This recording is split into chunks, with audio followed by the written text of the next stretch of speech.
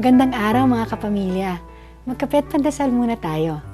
Ako si Risa Singson Kaupeng, Editor-in-Chief ng Kerygma Magazine. Natitiyak ko, nangyari na to sa'yo. May nakilala kang espesyal na tao at gusto mong maging kaakit-akit sa kanya. Kaya mananamit ka ayon sa gusto nitong taong to. Siguro, kung maikli ang buhok mo at gusto ng crush mong mahabang buhok, bigla kang magpapahaba.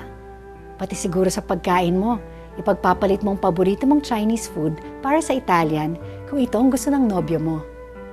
Talagang ganyan ang umiibig. Hangad mapaligaya ang taong mahalaga sa'yo at handa na magbago ayon sa nais ng minamahal mo. Ganyan din tayo sa Panginoon. Kahit iniibig at tinatanggap tayo ng Diyos, maging sino man tayo, habang lumalapit tayo sa Kanya at natututuhan natin siyang mahalin, may pagbabago sa atin, sa loob at sa labas.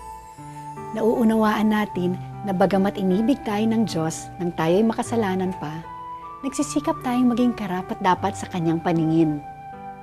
Manalangin tayo. Panginoon, ilayo niyo ako sa kasalanan at bigyan ako ng grasyang ayusin ang mga parte ng buhay kong hindi kaakit-akit sa inyo. Amen.